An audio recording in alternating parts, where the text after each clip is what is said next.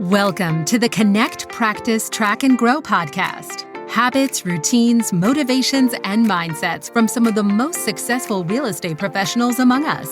Check out the show notes at connectpracticetrackgrow.com. This show is brought to you by the strategic resource for real estate professionals, creating and coaching business opportunities and strategies that support and add value to the lives of real estate professionals at thestrategicresource.com, and by Roost Real Estate Company. Today's real estate agent doesn't follow old rules. She makes new ones. Learn more at careerwithroost.com. Hi, everybody. Chris McAllister here with the Connect, Practice, Track, and Grow podcast, where it's my job to make your business better and your life easier. I'm back today with my podcast collaborator and digital marketing director, Laci LeBlanc. And today we're going to talk about something that's got many of us realtors up in arms, and that's the recent decision in the NAR lawsuit where the lawsuit is actually called Sitzer Burnett et al. Versus the National Association of Realtors. And that's the subject of our conversation today. Hi, Laci. Hey, Chris. How are you? I'm doing okay. That's good. I'm not going to lie. I'm a little behind on this. So I'm really looking forward to hearing the real story and not just what's on the news about this one, especially from your perspective with your experience and obviously your care and concern for not only yourself and your business, but for the folks you work with. Well, I tell you, I heard about it, and it's one of those things that I never really paid attention to for right or wrong. I guess, I've had my license for 22 years coming up. I've been a realtor for 22 years. And, I always just thought the NAR saved us from ourselves, so to speak, and never had to worry about it. But the reason I really started to dig into this the last few days is I had several realtors ask me about it and were panicked.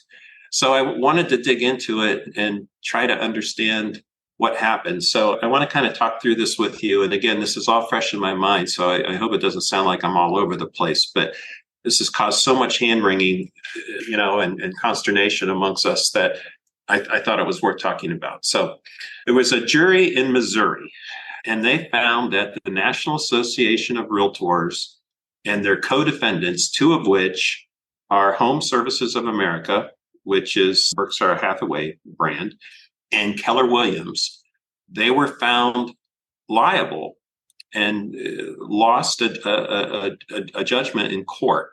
And the plaintiffs, the people suing, Sitzer Burnett et al., their claim essentially is that real estate rates, commission rates are too high. They also claim that buyer brokers are being paid too much, and that National Association of Realtors rules and the defendant's practices, and in this case, Home Services of America and Keller Williams, lead to set pricing.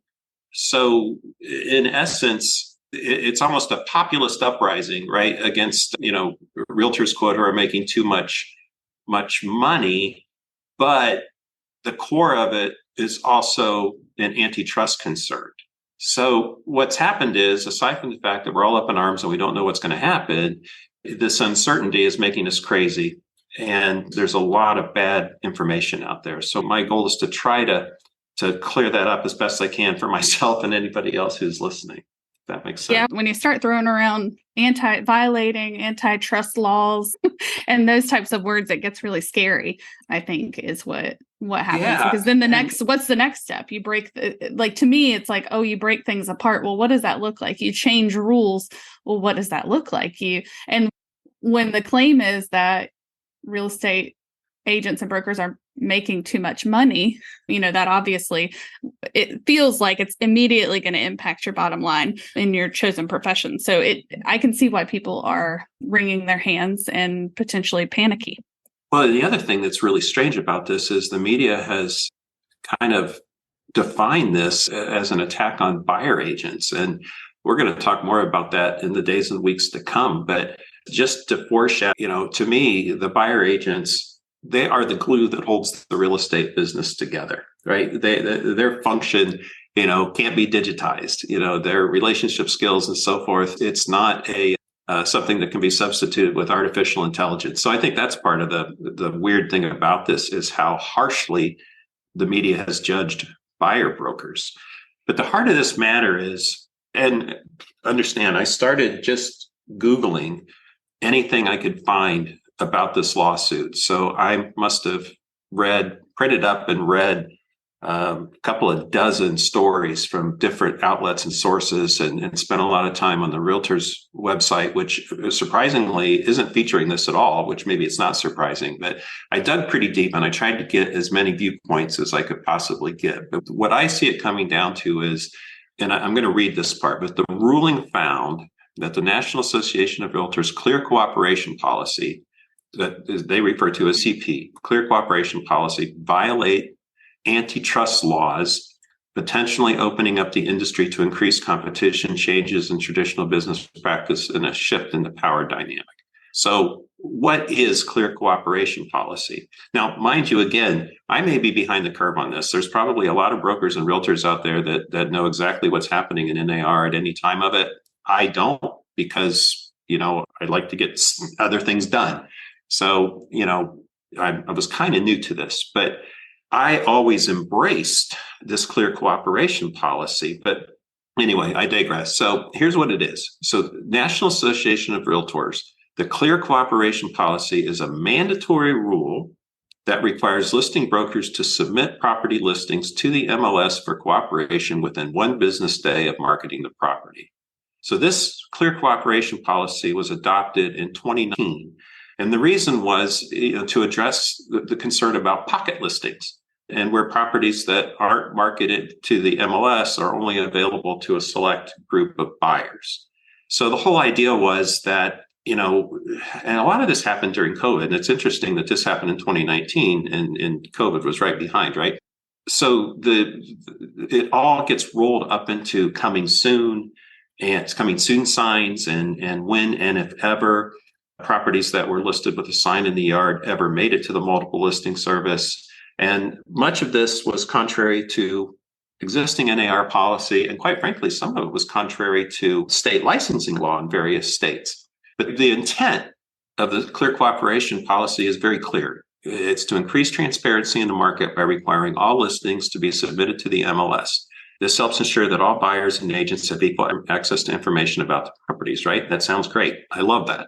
Promote competition. By making all listings available to all agents, the policy helps level the playing field, promote competition among agents. Sounds great to me. Protects consumers, ensures that consumers have access to all available properties, and the policy helps protect them from unfair competition and potentially fraud. I don't know that there's anything any of us could argue about that, but turns out there was. So I'm confused.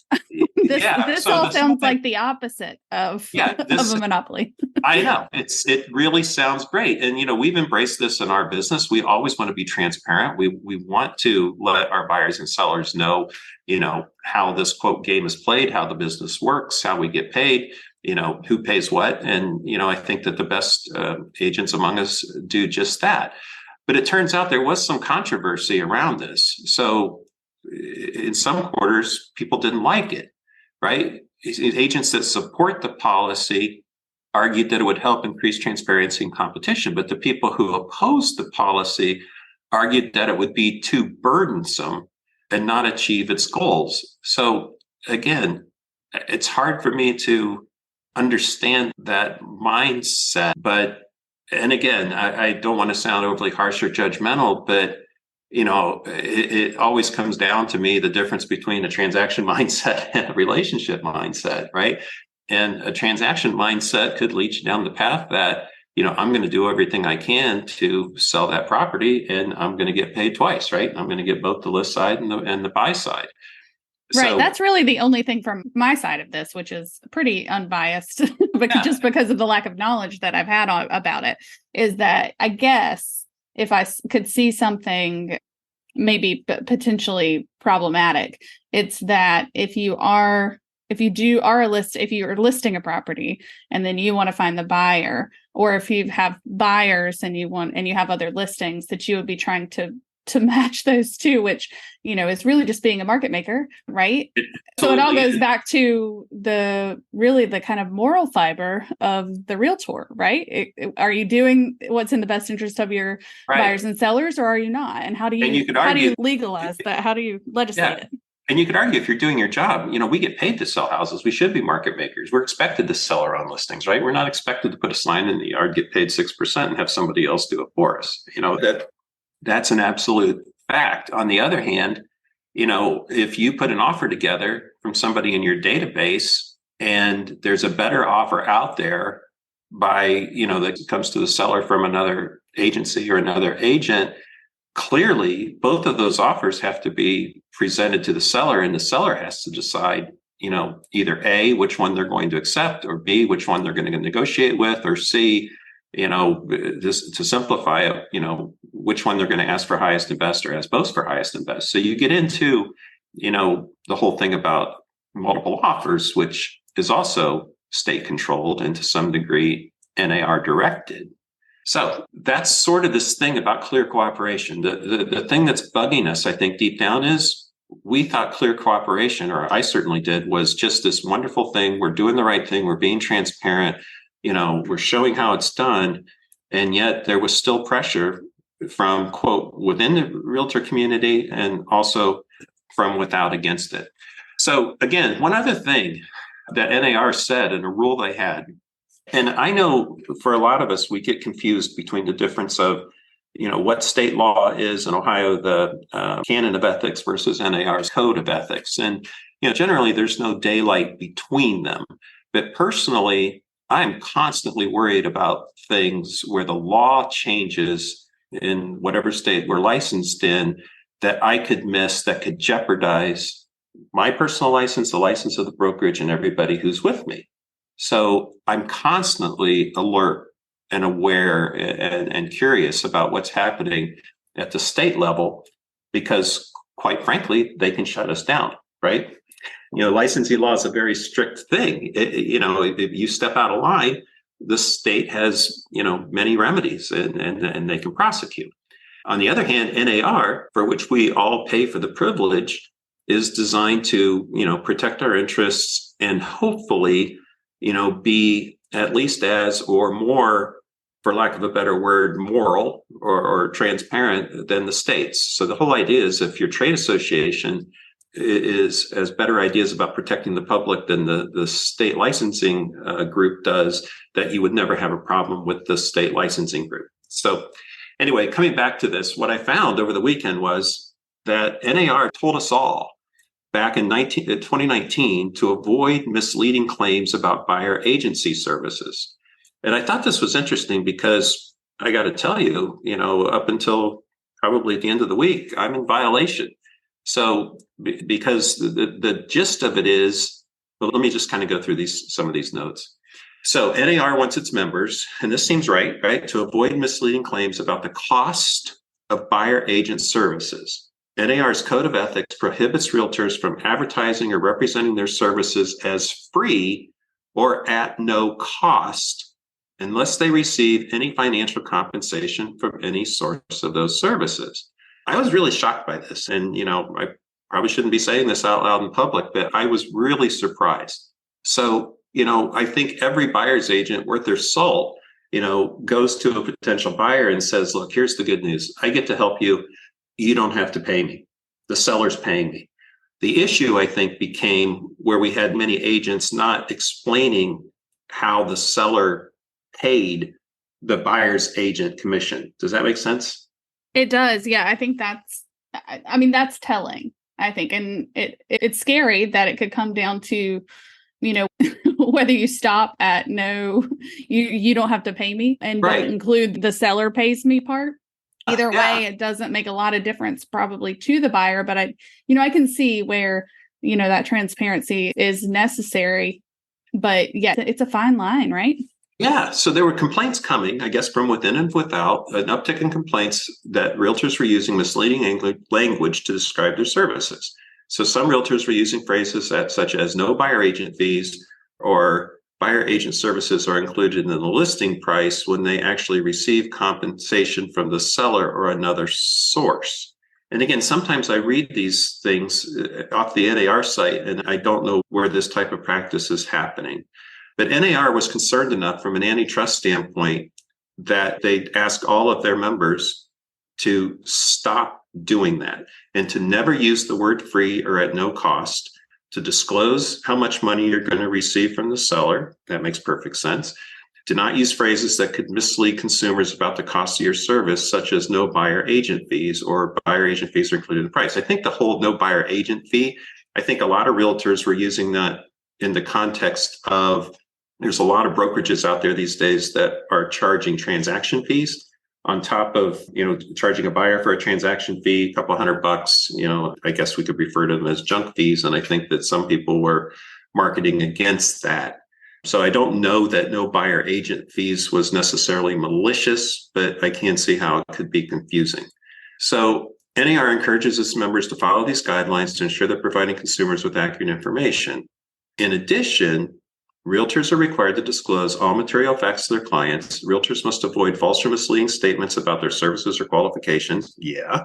Realtors must not engage in any deceptive or fraudulent practices. Well, that all sounds great. So let me just tell you, we've got a List with Bruce brochure on the website that anybody can download. And it goes through and talks about, everything that we speak to a buyer about at that first meeting, right? When we get a referral, we invite them into the office or Starbucks or whatever, and we have a conversation. And one of those things that, we've always said was the section that says our services are free. Our service to you as a buyer's agent are absolutely free. However, it's important to know that real estate agents and brokers do not receive a salary or hourly wage of any kind. We're paid 100% commission.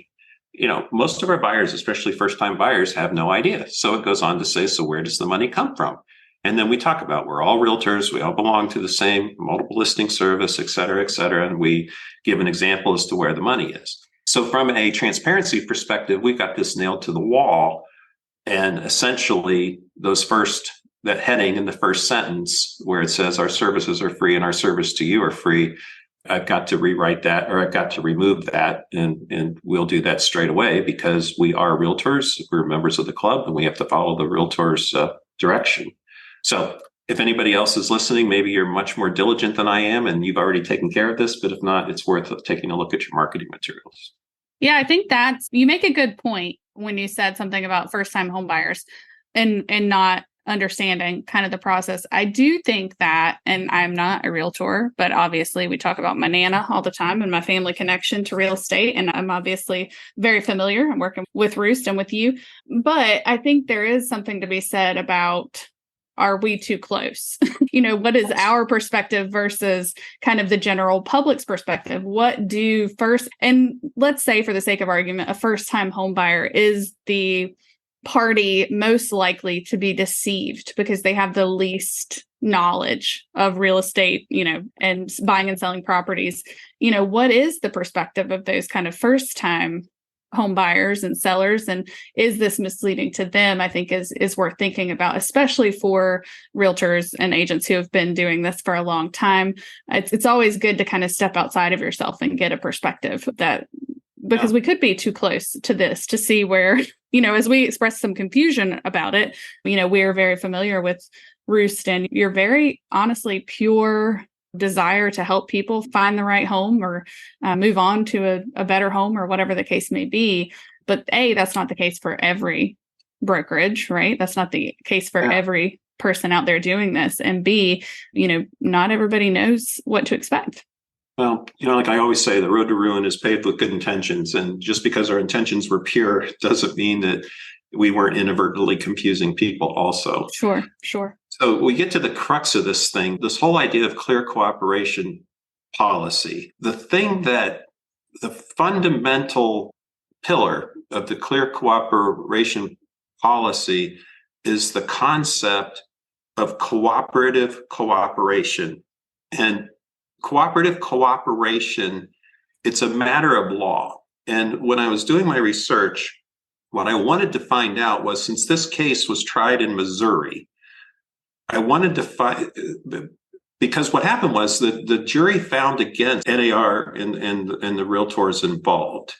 And they highlighted the fact that clear cooperation was a problem, but they basically called out cooperative cooperation as a problem. Okay. So in the case of our business, when we list a property, and I'm just throwing these numbers out there. In fact, I'm going to change the numbers, right? So let's say we list a property for a 10% commission, right? So that seller agrees to pay the real estate company a 10% commission upon the sale of the house.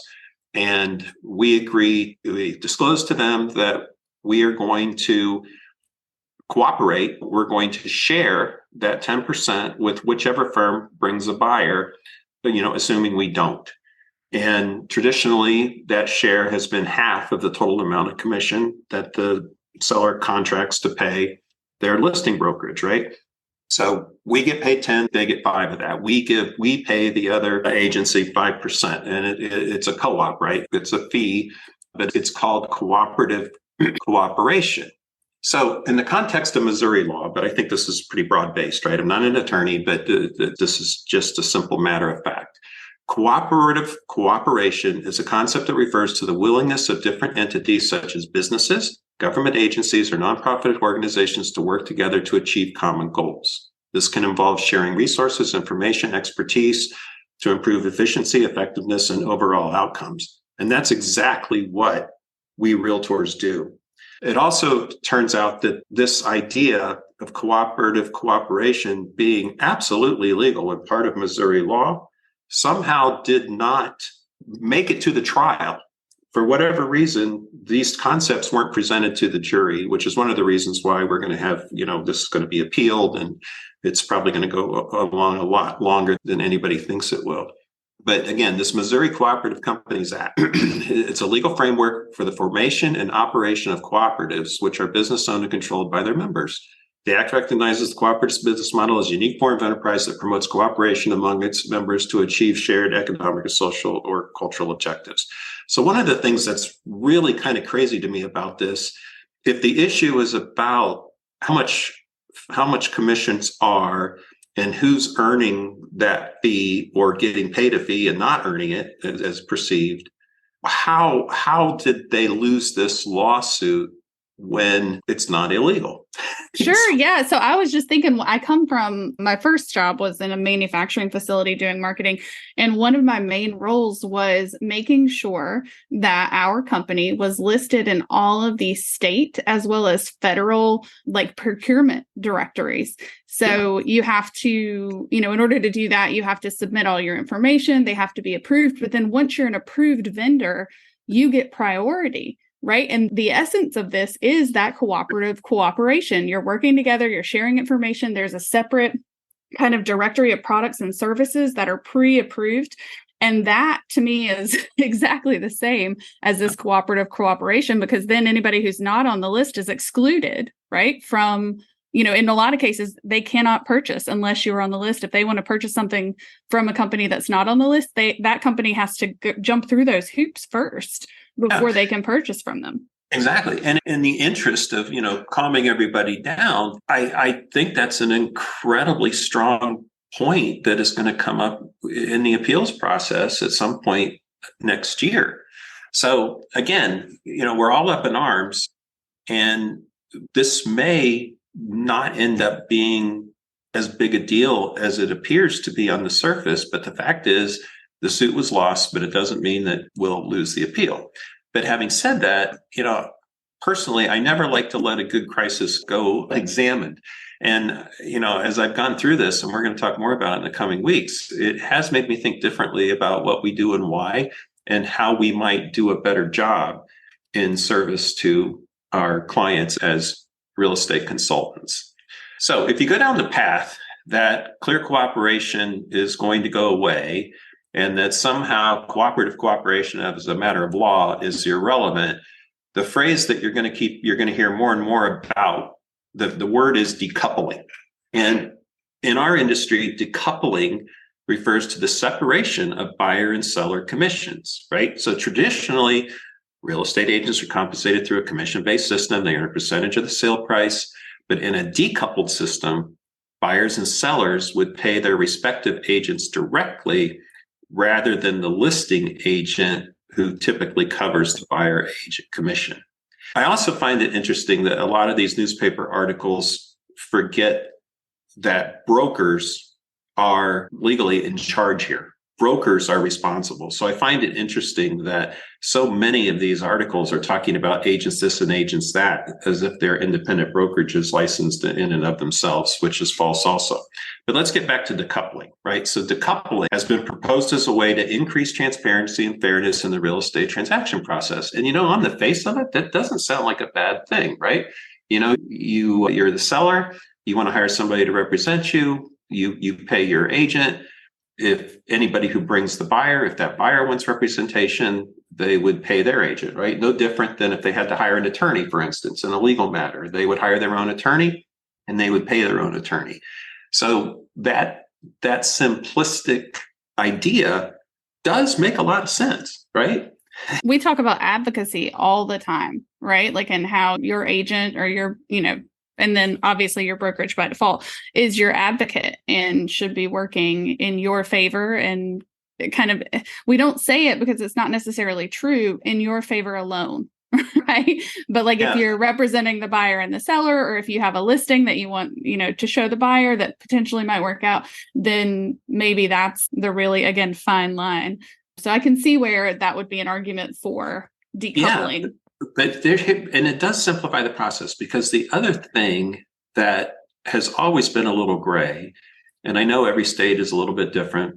We work aggressively in Florida and Ohio, and there's differences between licensing laws, in both states, but there is zero legal link between agency and compensation. And that's where probably the public gets confused, because I know agents get confused, right? You may have, in the eyes of the law, you may be in an agency relationship with a client with a fiduciary duty to serve, and yet you're getting paid someplace else.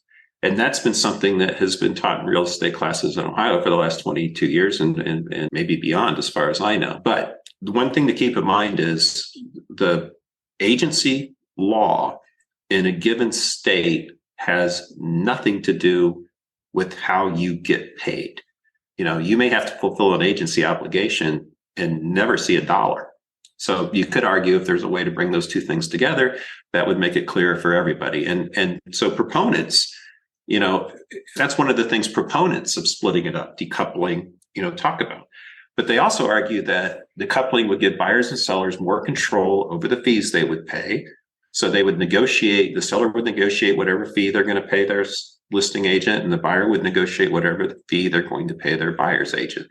The fact is, all commissions are negotiable, and the commission that the seller agrees to pay the listing agent is always negotiable.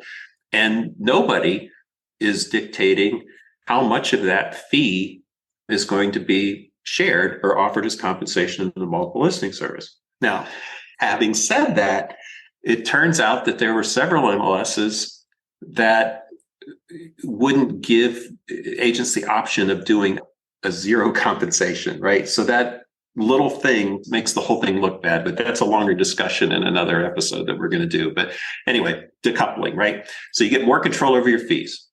Two sides get to negotiate their fees, the buyer side and the seller side. That would more align the agent's activities to their agency. So that makes sense. So the critics of decoupling argue that it could lead to higher costs for buyers and sellers, as agents may charge higher commission rates to compensate for not receiving a portion of the seller commission. So, it could go both ways. But the key arguments are, if you're for decoupling, you believe it's to increase transparency. You get a clear understanding of how much they're paying in commissions, and they can compare rates more easily. Arguments for decoupling also: fair representation. Agents would be incentivized to represent their clients' interests more effectively. In other words, it would bring their compensation closer in alignment with their fiduciary duty. Greater choice. Buyers would have a wider pool of agents to choose from, as they would not limit to those who are affiliated with the listing agent's brokerage. Well, that I don't agree with at all. The whole idea about clear cooperation is, that we offer compensation to every other brokerage, every other agency. So if I guess there are some people out there, and I guess we've met these buyers, that feel like that if they don't buy from the listing agent, they're not going to get as good a deal, or they don't understand the system. Arguments against decoupling. Higher costs. Buyers and sellers may end up paying higher commission rates as agents may charge more to compensate for not receiving it. That's an argument against. Reduced efficiency. The transaction process may become less efficient as agents would need to negotiate 2 separate commission agreements instead of 1. Conflicts of interest. There's a potential conflict of interest if buyers and sellers are paying their own agents directly. For example, an agent may be incentivized to recommend a property that is more expensive in order to earn a higher commission. Well, that possibility exists now. Overall, the potential impact of decoupling is uncertain, but there will be pros and cons. So I don't know. You can go either way. To me, it sounds like a lot of extra work and as someone who is typically just the buyer in this trend, it seems like a lot of extra work for the buyer or the seller. Is that something you're concerned about? On the surface, Laci, it sounds like somebody's trying to solve a problem that doesn't really exist. The system works if you have a professional, licensed professional performing their duties, what they're obligated to do for their clients. If you don't, that's when it gets muddy. So you end up with a situation where, one bad apple spoils the whole bunch. And I'm afraid that's part of what we're dealing with. But let's just keep going down this path a little bit further. I just want to make sure we're not missing anything. So what are the pros of home buyers and sellers paying their agents directly? Well, they get direct control over their fees. It's absolutely clear. There's no question. They don't have to rely on their agent explaining the process to them or they having to understand it. Potentially, they could negotiate a lower fee, than the typical 3%. So direct control over the fees, that's a plus. Increased transparency. I won't agree that it's increased transparency. I will agree that it's easier to understand. So in the end, I guess that's transparency, right? It simplifies the process. So yeah, I guess if you could put your entire, when you think about mouse print and how many people have all these disclaimers, like at the end of a prescription commercial, for example, It's all there, right? But if we can't understand it because they either talk too fast or they use too big of words, then is it really transparent? So I think we got to concede on that point. And then again, this cracks me up because this is not how we work, but maybe this is how other agencies work. Home buyers and sellers have a wider pool of agents to choose from when they are not limited to those who are affiliated with a particular brokerage. If you're following NAR's guidelines, that is not an issue. But evidently, in the eyes of the public, the perception is that is still an issue. So that's a concern because you could argue to a huge degree that perception is reality. Potentially, they could get better services. Agents who are paid directly by their clients may be more motivated to provide better service. But what are the downsides? And some of these are easy.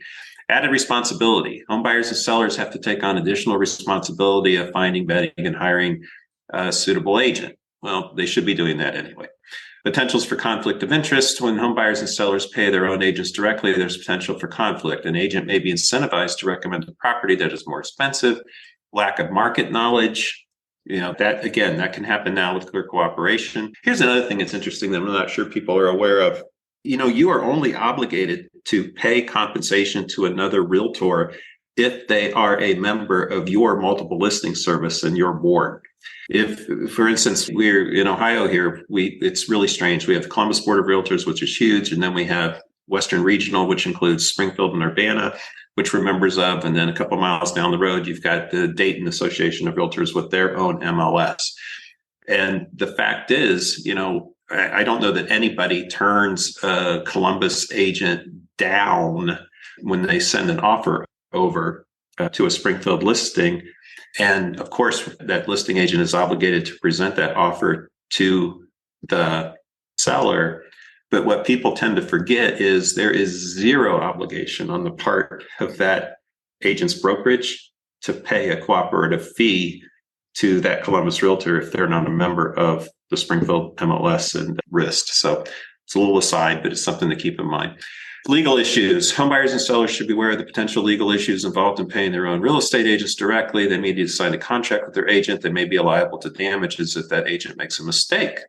And this is interesting too, because I know there's areas of the countries where exclusive buyer agency agreements are common. That is not common where we work in Ohio, and it is not common in Florida either. So one of the things that would come out of this if decoupling were to keep going is that exclusive buyer agency agreements would be just as well known, just as useful as exclusive right to sell agreements are. Yeah, can you tell me more about they may be liable for any damages if the agent makes a mistake? Can you give me an example of that? Well, let's say you're a listing agent and I don't know, let's see. And again, I'm not an attorney, Laci, but let's say you have a listing agent and they say something to the buyer or the buyer's agent that wasn't true, right? It could be, say it's something, maybe it's something about the condition of the house that was or wasn't disclosed. Maybe it's something about a dollar figure that somehow is going to be rebated back. Maybe something about their loan for which they would obviously not know anything if they're not representing the buyer. But the fact is, and again, we could dive deep down into agency law, which I'm not an expert either. But when you're somebody's fiduciary, that's kind of a two-way street, right? Your obligation is to take care of your client. But if you're not qualified to take care of your client and you make a mistake and that client's paying you for a service, ultimately, if you do something incredibly stupid, that client could be liable also. Okay. So I don't think it's something that happens constantly. I think you've got to be really clearly stupid in public. But yes, that is a remote possibility. So sort of in summary, I do think there's a darn good chance this thing's going to go away, but I also think it's a good chance that in going away, there'll be some sort of settlement and it'll be modified, even if NAR and Keller and Home Services went on appeal. I think we can all count on that there are going to be some changes to NAR's rules and guidelines. I do the alternative to this is simply that it's not simple, it would be hard for us, but there would be a decoupling of agent commissions and buyer agent commissions and selling agent commissions. Buyers would pay their own fee and sellers would pay the other. In the extreme, there's arguments pro and con against decoupling, but that's really sort of the worst case scenario as I see it. The other thing I want to say is, why is this happening now? Why is this such a big deal now? Why are we so freaked out? And I think it's because it's hitting us as realtors at a really bad time. We are the economic canaries in the coal mine, and we've felt the effects of inflation and higher interest rates far more than any other industry, right? We know this has been a tough year for our profession. And this feels like somebody else is piling it on and trying to take money out of our pockets and make it that much harder for us. The other thing I would say is this ultimately will pass, eventually. As far as the economy goes, we may be the first to feel the negative effects of higher interest rates and inflation, but we'll also be the first to notice the improvement when rates do start to drop or at least stabilized, because as soon as those rates stabilize and even drop just a bit, I think we're going to find a whole bunch of pent-up demand in the market and things are going to loosen up again. And the other thing I would say is, right now it's a presidential election year and, going into 23rd year, I guess, at this. And every 4 years, every presidential election year, the market gets a little wonky and people get a little wishy-washy, a little bit scared. And this time around, we've got 2 wars going on in the world, all kinds of things going on in the country. And these, you could argue are troubled times. And subconsciously, and again, it's not just unique to, this year, but subconsciously, people are less likely to get excited about committing to a 30-year mortgage at any interest rate if they're uncertain of the future or their future in particular. So I don't want to be the harbinger of bad news. I'm not trying to throw a wet blanket on anybody's hopes for 2024, but I think you have to be cognizant of the fact that 2024 could still be a tough year. And I think that's part of why we're taking this so personally. Yes, it's our profession. Yes, it's potentially taking money out of many of our pockets, but it's just coming at a bad time. And the other thing, just because now that I'm down this rabbit hole, I can't stop. Every one of the business articles, newspaper articles, everything I read that talked about the worst case scenario every one of these articles quoted a representative of a company I've never heard of called Keefe, Bruyette and Wood. So KBW. And I guess they're an investment banking firm that specializes in the financial services industry. And they've been particularly vocal about the demise of the traditional real estate business, citing a number of factors contributing to the decline of the once dominant industry. So it's almost like these folks are short selling real estate, right? So I thought this was interesting. So these people are counseling their investment banking clients that real estate is in for a bad time because of technology disruption, because of shifting in consumer preferences. They hate the commission structure. They're adamant that's changing or already changing. No question, it's tough to make a dime as a broker this year. So they're talking a lot about consolidation and competition. But it also seems like that they are pushing to get NAR off the map for whatever reason. And I just thought it was interesting. And I'm not saying these guys are wrong. I'm not saying there's anything nefarious, but they seem to be the only ones that took an active interest in writing about and publicizing their take on this situation. And it looks like they've been down on real estate for quite some time. And that this was the key source that almost every article I read referenced. So is reality, as you say. It is. So in summary, stay the course, enjoy the holidays, make your connections, let's do our jobs. There could be changes. There will be changes. But regardless, there will be changes. But is the world going to come to an end? Probably not. And it may just be minor changes, if NAR wins on appeal. So sure. Yeah, I think that's important. This is a multi-part conversation. This is hours and hours really to truly understand. And this is not the whole of it. This is what is this case and what's behind it. But certainly the KBW, when I'm looking at these notes about technology and consumer preferences, and in my mind, it's like they're preparing us to buy and sell homes like we do on Facebook Marketplace, right? You go shop online for your mortgage broker, and then you put in an offer through through like a real estate site, and the seller is responsible for accepting your offer. And that's so maybe one day, but nobody's there yet. I think that's very insightful. And I still think, and I always will, that, you're talking about the largest financial transaction any of us make in our lives, right? I mean, quite 99% of us make in our entire lives. There's going to be a space for quality advice and counsel, right? Absolutely. I was a mess, Chris. Like I mean, for years, I looked for my first house. And what it came down to when I chose, obviously my realtor was going to be my Nana, but when I chose my mortgage broker, it was who made me feel comfortable. I did not shop around. I went with the person I trusted. I went with the person who promised to walk me through the whole process and, help me feel secure in my anxieties. And I went with the relationship. That's what I went with. And I'm not ignorant to the process. I'm not a smart person.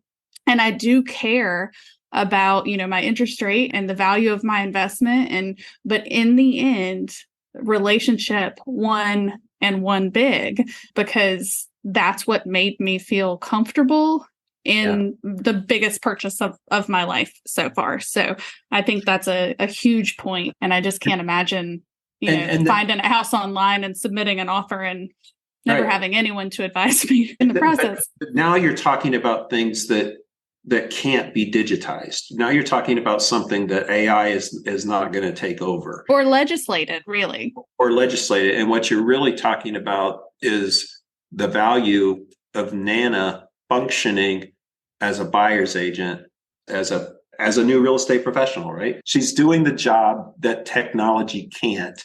And I think that we should be secure in the fact that is simply not going to change.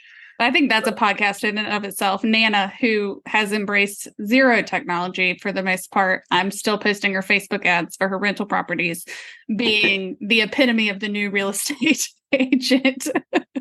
at 80 plus years old after doing this for, 40 or 50 or 60 years. So, well, there's a ton of other things I want to talk about. There's some other nuances in this that I want to talk through the next time we get together. So this is a rabbit hole for me, but it's interesting. And I think the ramifications are ultimately far reaching for us and our listeners. So thank you for letting me get clear on this as I talk it through with you today. Yeah, I hope it made things a lot clearer for anyone who's listening and who has an investment in this case and the outcome. So I'm excited to hear the rest of what you have to say in the coming weeks. All right. Fantastic. Thank you. Talk to you soon. And there we have it. Thanks for listening in. If you want to continue the conversation, go to www.connectpracticetrackgrow.com. That's connectpracticetrackgrow.com, where we have additional information about the podcast, archived episodes, and an option you can select to be a guest on the show. We'd love to hear from you. So that's it. We'll be back next time with another episode of the Connect, Practice, Track, and Grow podcast.